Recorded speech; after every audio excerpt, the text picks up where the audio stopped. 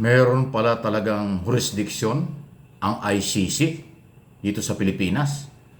Kaya naman pala pinapuputok na ngayon ang balita mula sa kampo ni Duterte at yung kanilang mga vloggers na nagsasabing nandito ra daw ho sa Pilipinas, Metro Manila, nakatira sa isang hotel sa Makati, ang mga kinatawan ng ICC.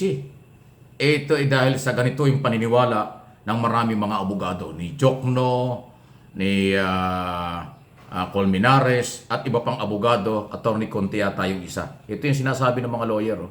Boss at subscribe po Ayan, sa no? notification. Para ho malaman natin. Okay? Para ho malaman natin. Okay? Pag-imbestiga dito sa ICC. Kasi sandali lang at ayusin lang natin itong video at audio. Mahalagang marinig po niyo ito. Kasi lumalabas pala na yung mga abogado ay may mga pinamumuhugutan or dahilan kung bakit nasabi nila na merong jurisdiction ang ICC. Sandali lang ho at pakita na natin ito. Sandali yan para malinaw lang ho, madinig natin. Sandali lang dahil kasi yung video ay umaatras. Ayan Okay, tingnan natin ito. Request of the prosecutor to conduct a formal investigation. Your Honor, may I be given a chance to respond? Marami na masyadong tao ang sasalita against. Ayan so ayan parang gusto niya siya daw magsalita pero ito, yun yung tanong kasi ni Congressman Jill Bongalon ba yun?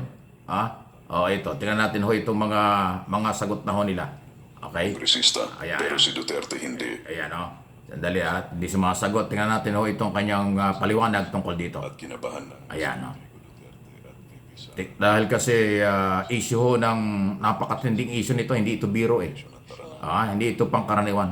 The ICC is to investigate and if warranted, prosecute individuals who are charged with heinous Congressman crimes Bongalon, such as ako Bicol war Party List yan. crimes, genocide, and crimes against humanity. Would that be correct?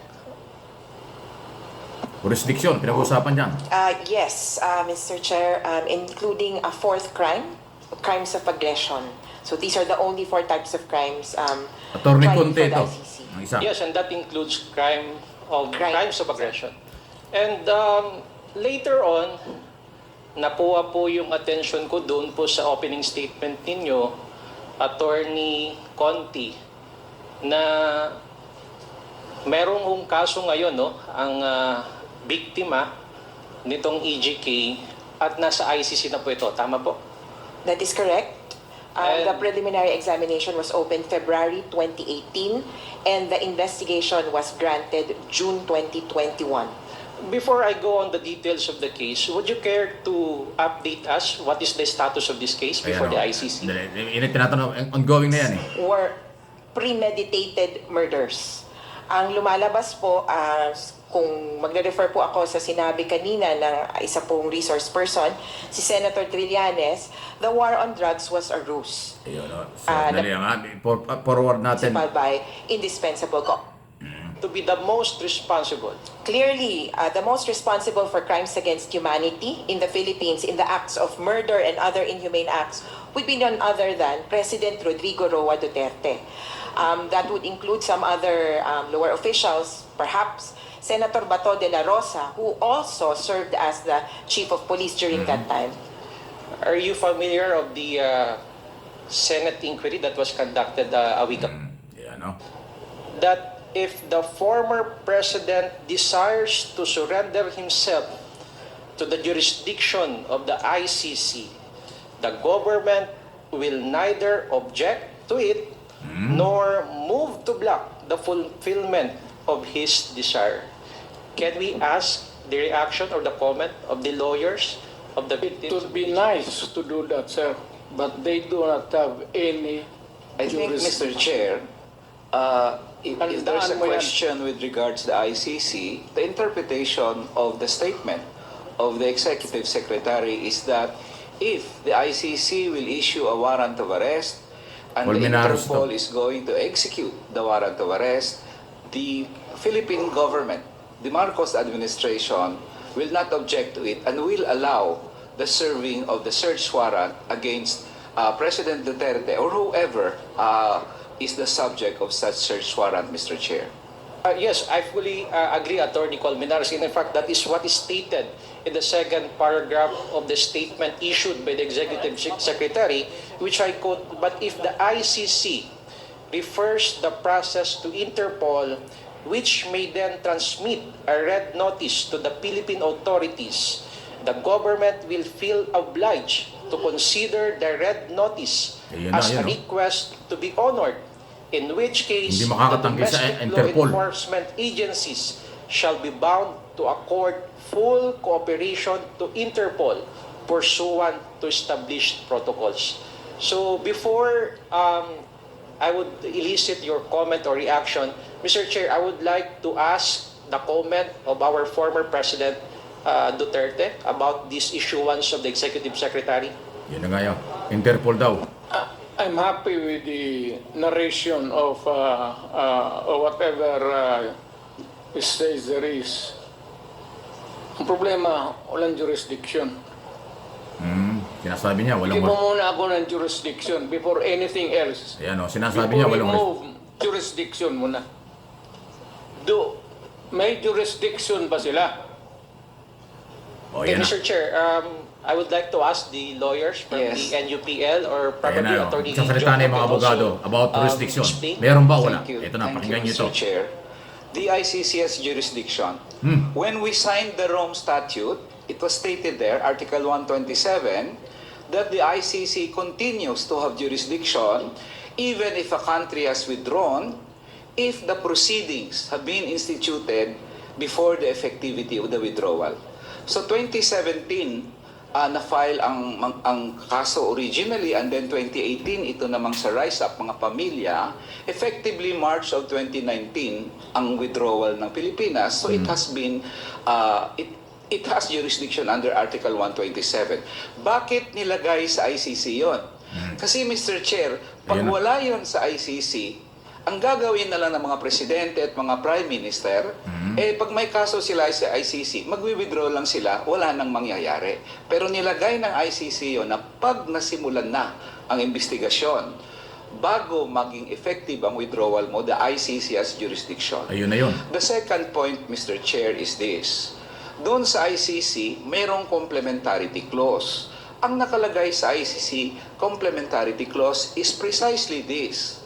If the person is being investigated or prosecuted sa bansa na kung saan siya, then ICC genuinely investigated or prosecuted, then the ICC will not admit the case. Inadmissible siya. Ngayon, ang tanong, may kaso ba o investigasyon o prosecution ang mga akusado sa ICC? Answer, no. So therefore, hindi magti-trigger ang complementarity. And of course, nabanggit kanina, Mr. Chair, may admission mismo si dating Presidente Duterte na ang mga korte natin dito ay ineffective, inefficient. Talagang magagamit po yan, Mr. Chair, sa ICC because the ICC also has a phrase na pag sinabi niya, kahit pa kinasuhan ka sa Pilipinas, pero ito ay inability or unwillingness, ibig sabihin, hindi makadeliver ng accountability, then the ICC continues to have jurisdiction. So the ICC has jurisdiction because of those terms, Mr. Chair. And last point na lang, Mr. Chair.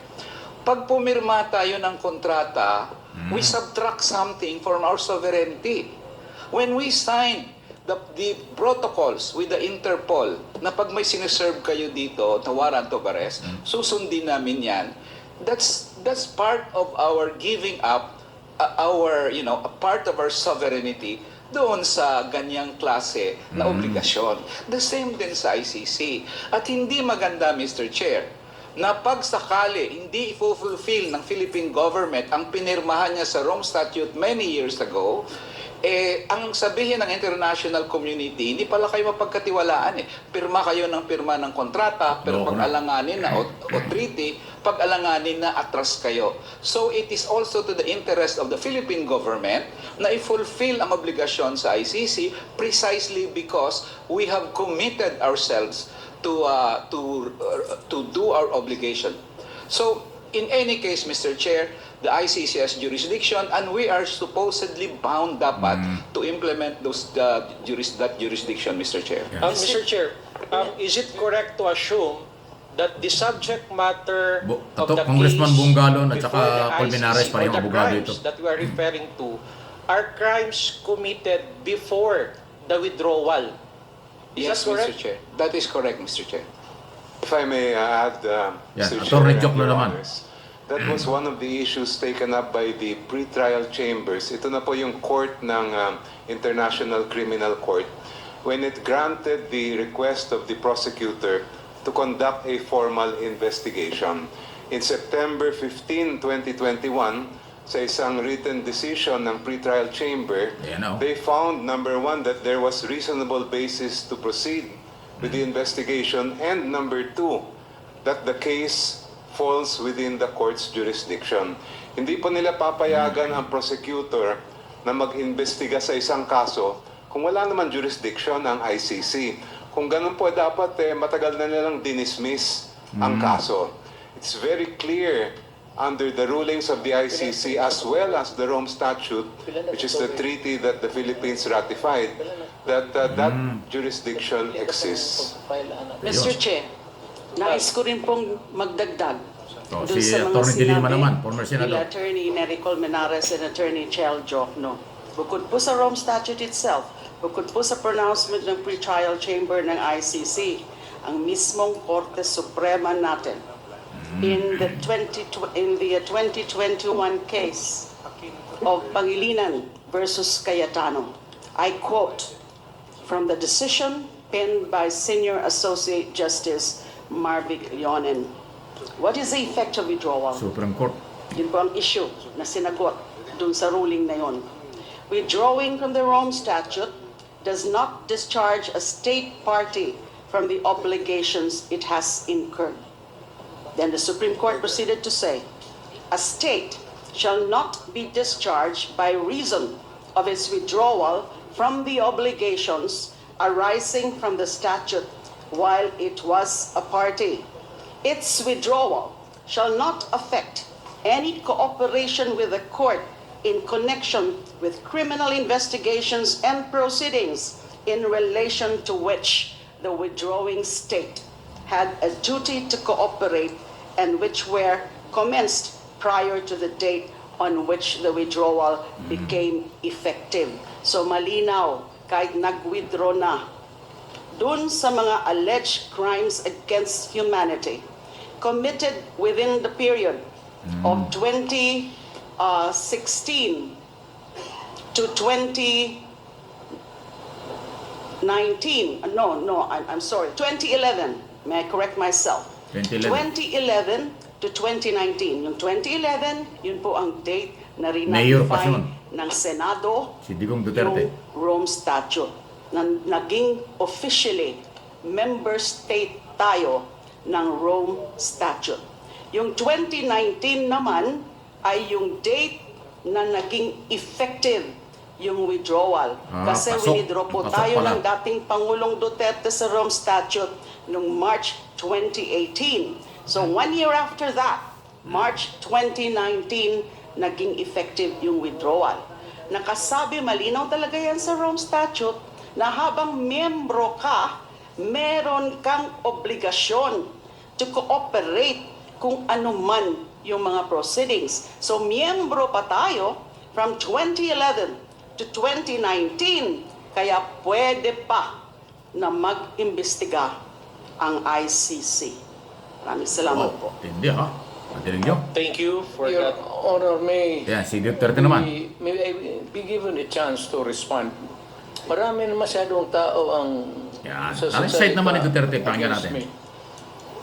Sasalita si At Executive it's, Secretary, give ano me yata dyan eh. Only one Middle Daya. person to, my lawyer, to give his piece of the legal issues involved. To be fair, So, yan, sige. With the indulgence of the members of the committee, we will allow the lawyer of the former president to speak before the Quad. But Attorney Medjaldea, please be reminded that the time will be limited. So you are given 5 minutes. This will be very short, sir. Ma'am, we withdrew from the statute in 2018, right? No, bakit nagtanong? Secretary de Lima? March 2018, so 1 year after that is the effectivity. 1 year after that. And under that provision, we were given a period of 1 year within which to conduct our investigation. Pero mali yan, right? bakit tinatanong niya resource person? Hindi naman siya congressman. Opo? This Mr. Chairman, just a point of order. Ayan na, ayan Mr. na. Chairman, Mr. Chairman, Point of order. Yeah, okay. Mr. Chairman, let me remind the resource person, former Secretary Meldia, you cannot ask question to a sorry. fellow resource person. If you want to ask question, you course through it to another Manifestation member lang. of Magpaliwanag this ka lang, committee. huwag kang magtanong ng hindi ka naman Please, congressman. please Yun refrain actually. and, can you rephrase your point or you can manifest your position? Under the statute, Mr. Chairman, we had a period of 1 year. The ICC had a period within a period of 1 year to conduct the investigation. The fact is there was no investigation ever conducted, right? Okay, so that's for you to. Second, there was a decision rendered by the ICC in 2021. It was a decision wherein 3 of the justices said that the investigation should proceed while 2 others dissented. The 2 of those who dissented mentioned that there is no longer, we could no longer proceed with this because there is no longer any jurisdiction on the part of ICC. They were outvoted, but did the 3 however, the 3 did not take note of the jurisdiction, did not issue on the issue of jurisdiction. I think we should review the decision on that, sir. I think there is a misrepresentation. They never, Iba yung opinion ni there was Madaldea. mention about any jurisdiction. If they had no jurisdiction, how could they rule?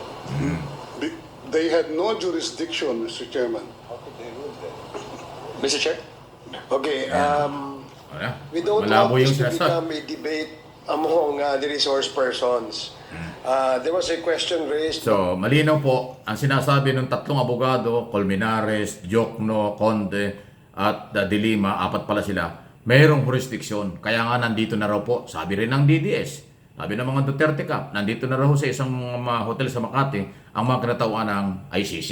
Ang sabi naman ng kampo ni Duterte, lalo na si former Secretary Medjaldea, wala daw jurisdiction. So, well, masyadong legal and technical, kayo pong nanonood, para sa inyo ito. Malaya po kayo makapag-comment. Saan kayo naniniwala?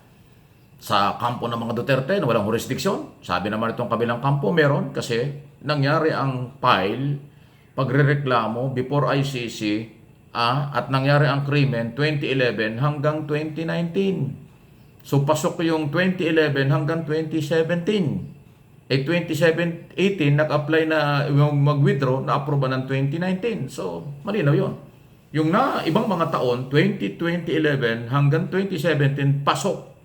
At merong jurisdiction ang ICC kasi member pa tayo. 2029, final na tayo ay nag-withdraw. So, ayan po ang issue dyan. Any comment, reaction, malaya po kayo. Please like, share ng ating mga video. At doon sa hindi pa, subscribe.